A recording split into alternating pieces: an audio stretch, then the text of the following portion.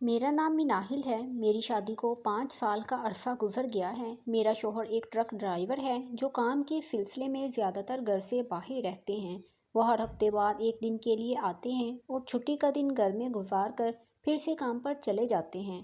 میں اپنی 3 سالہ بیٹی کے ساتھ اکیلی کراچی جیسے بڑے شہر میں رہتی ہوں۔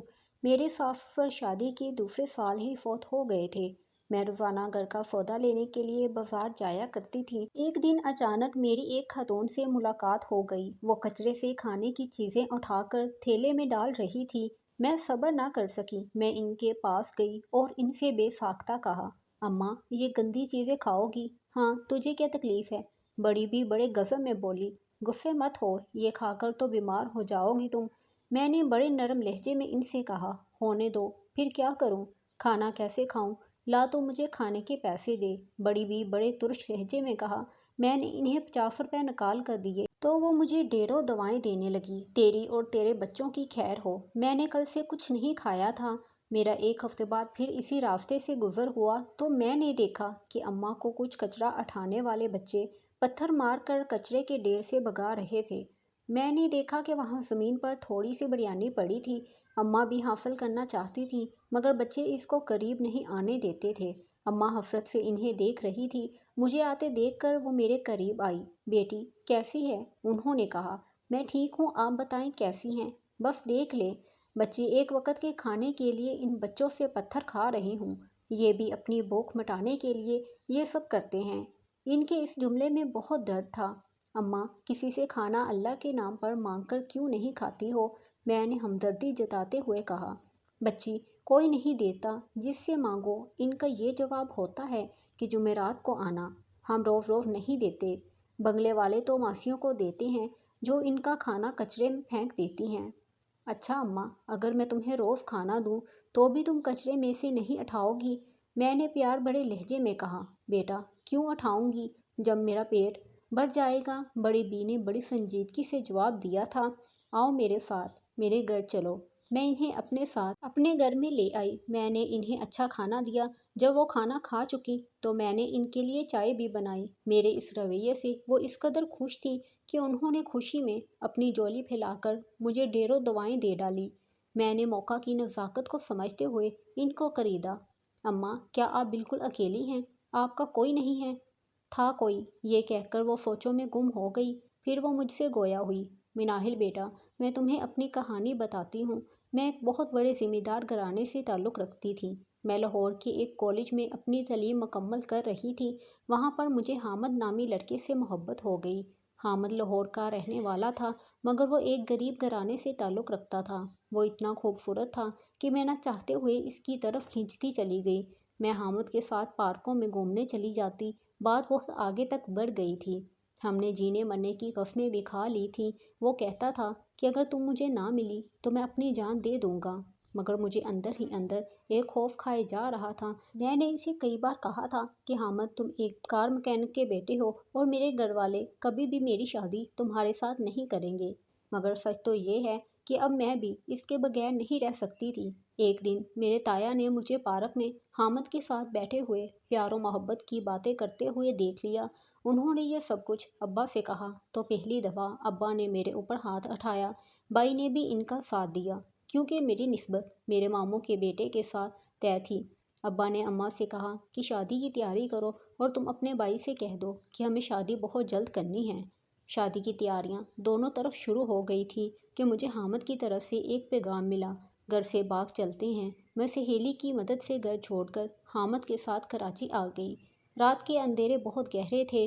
ہم دونوں نے کچی بستی کی مسجد میں پناہ لی۔ صبح مولوی صاحب نے ہمارا نکاح پڑھا دیا اور ہم اس بستی میں کرائے کے مکان میں رہنے لگے۔ ہم دونوں ہنسی خوشی رہ رہے تھے۔ حامد نے محنت مزدوری کر کے اتنا پیسہ کمایا کہ اس نے بستی میں ایک چائے اور کھانے کا ہوٹل کھول لیا۔ ہمیں ہنسی خوشی رہتے ہوئے 8 سال گزر گئے۔ مجھے اولاد نہیں ہوئی تھی۔ حامد نے بہت سے ڈاکٹروں کو دکھایا، سب نے یہی کہا تھا کہ یہ اللہ کی مرضی ہے، کیونکہ ویسے تو سب کچھ ٹھیک تھا۔ حامد کے ساتھ ہوٹل میں ایک بنگالی کام کرتا تھا۔ حامد کا اس کے گھر آنا جانا تھا۔ وہیں سے میری بربادی شروع ہوئی۔ بنگالی کی بہن شاہدہ نے حامد کو اپنے جال میں پھنسا لیا۔ جب مجھے پتہ چلا تو میں بہت روئی۔ میں نے حامد سے کہا، میں نے تمہارے لیے اپنے ماں باپ سب کچھ چھوڑ چھاڑ کر تمہیں اپنایا تھا اور تم دوسری عورت کے چکر میں پڑ گئے ہو۔ حامد کا جواب سن کر میں سکتے میں آ گئی۔ اس نے کہا، ٹھیک ہے تم نے میرے لیے سب کچھ کیا، مگر تم 8 سالوں میں مجھے اولاد جیسی نعمت نہیں دے سکی، اس لیے میں شاہدہ سے نکاح کر چکا ہوں اور وہ میرے بچے کی ماں بھی بننے والی ہے۔ میں تو خود تم سے اس بارے میں بات کرنے والا تھا۔ میں 1-2 دن میں شاہدہ کو اسی گھر میں لا رہا ہوں۔ بڑی ڈٹھائی سے کہا، ہرگز نہیں، میں سب کچھ برداشت کر سکتی ہوں مگر یہ ظلم نہیں۔ آخر میرے اندر کوئی خرابی نہیں اور یہ رب کی مرضی ہے، تو یہ سزا مجھے کیوں دے رہے ہو؟ یہ گھر میرا ہے، شاہدہ کو چھوڑنا ہی پڑے گا، میں نے سخت لہجے میں کہا۔ اسی طرح حامد کی اور میری تکرار بڑھ گئی۔ آخر شاہدہ کی جیت ہو گئی۔ شاہدہ نے آتے ہی پورے گھر پر قبضہ کر لیا تھا۔ کھانا بھی مجھے اس طرح سے دیا جاتا جیسے کتوں کے آگے ڈالا جاتا ہے۔ میں نے خاموشی اختیار کر لی تھی۔ پھر ایک دن حامد نے مجھے گھر سے نکال دیا۔ میں نے اس کی بہت منت سماجت کی تھی، میں بہت پریشان تھی، مگر حامد کچھ بھی سننے کو تیار نہ تھا۔ اس نے مجھے دھکے دے کر گھر سے نکال دیا۔ میں اس انجانے شہر میں کافی دن بھوکی پیاسی سڑکوں پر گشت کرتی رہی۔ پھر ایک روز میں ندی کے کنارے بنگالیوں کی آبادی میں پہنچ گئی۔ سخت گرمی، بھوک اور پیاس میں ایک جھونپڑی کے قریب بے ہوش ہو گئی۔ جھونپڑی میں ایک بڑے میاں رہتے تھے، وہ مجھے اپنی جھونپڑی میں لے گئے۔ انہوں نے میری داستان سننے کے بعد مجھے اپنے پاس رکھ لیا۔ وہ چورن چٹنی وغیرہ بیچ کر اپنا پیٹ پالتے تھے۔ ان کو دمے کی بیماری بھی تھی۔ چند دن سکون کے گزرے کہ وہ بھی دنیا سے چل بسے۔ ایک بار پھر میں اکیلی رہ گئی۔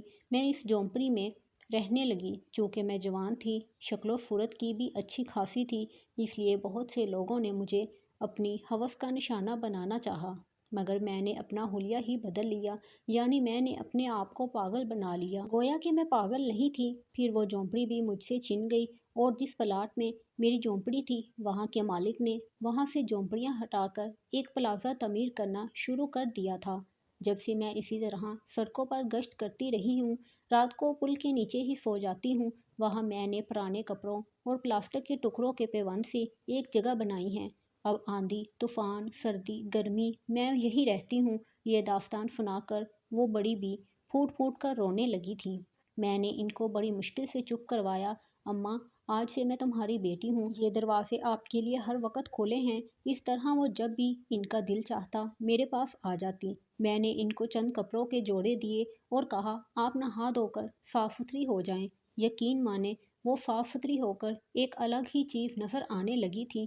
وہ ہر جمعہ کو صبح سے میرے گھر آ جاتی۔ وہ منہ ہاتھ دھو کر نماز پڑھتی اور رمضان میں پورے روزے بھی رکھا کرتی تھیں۔ وہ جب بھی نماز پڑھتی، نماز پڑھنے کے بعد میرا ماتھا چومتی اور مجھے ڈھیروں دعائیں دیتی، اور ان دعاؤں کے ساتھ یہ دعا ضرور دیتی کہ میرے مرنے کے بعد اللہ تعالیٰ تمہیں مالا مال کر دے گا۔